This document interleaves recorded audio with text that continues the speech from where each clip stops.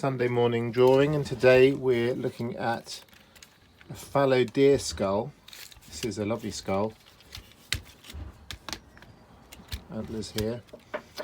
This is quite a big skull. It was given to me by my friend Derek quite a few years ago now.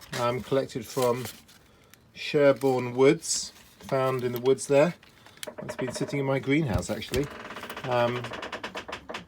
But that's the skull we're going to draw today in the sunshine on a sunny morning.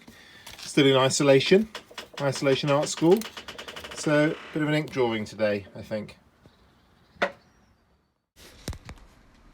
So, sitting outside this morning, very sunny day, but also very windy. Lovely to be able to draw outside, just in a shirt for, warm enough. But as I say, very windy. So to begin with, trying to lay down the shapes, so lightly using an ink dip pen here to get the perspective right on the deer skull and to show the overall shape. And then as soon as I'm confident that the shape is reasonably accurate, then building up some kind of clarity on the lines and working on the different details like the orbit of the eye, the zygomatic arch beneath the eye, and then how the skull comes together in terms of its shape. So then drawing the back of the skull, the base of the skull there, the occipital bones and such like at the very back of the skull, trying to get that shape right, making sure that the shape of the skull travelling behind the antlers is correct, that you're not making a silly mistake. And of course these darker areas, the areas underneath, give the shape, as I've said before. They give the skull its form. Lovely drawing outside in the sunshine, but very bright white page, of course, so very bright on the eyes, and the camera was suffering with that a bit. Looking at the film, it was clear that there was a problem with it kind of getting its light balances right, and in a minute it bleaches out.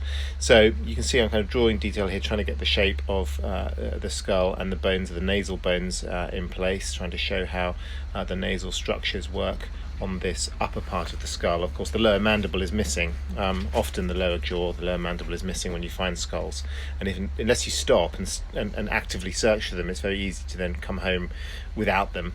And this was given to me, this skull, by a friend, so it had no lower mandible.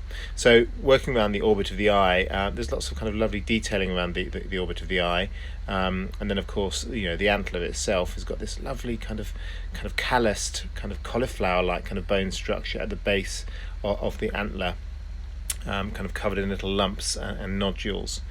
And then the camera went completely bingo. Did not like the sunshine, so I have to apologise for what's left of this drawing record, as it became very bleached out. You still get a sense of the kind of gist of what I'm doing. I'm trying to show here all of those details, and I've said before, the little details are really important, so it's worth spending time trying to pick out those details and those little marks, and then drawing up into the top of the skull the sagittal crest that runs up through the middle of the top of the skull, top of the cranium there, and then kind of returning again to details and picking out detail with the ink, and beginning to build the structures inside the eye and clarify the edge of the antler and so on.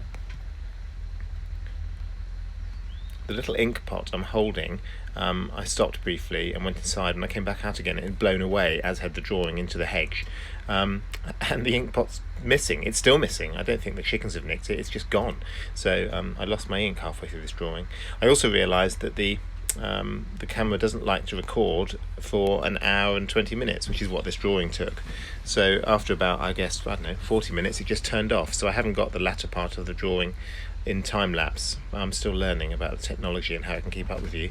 You can see here that I'm drawing the nasal bones and the front of the skull, and trying to kind of put the structures in, and then progressively adding in the details like the suture lines between the plates of the skull, where you can show where things are joining. And then building up that darkness. And as the drawing went on, a lot of it is about hatching and building in the darker areas. And you can see here the drawing near its completion, with some now clarity on all those edges. I've tidied up the hatching, I've dropped in the dark areas, I've outlined the bits that need outlining.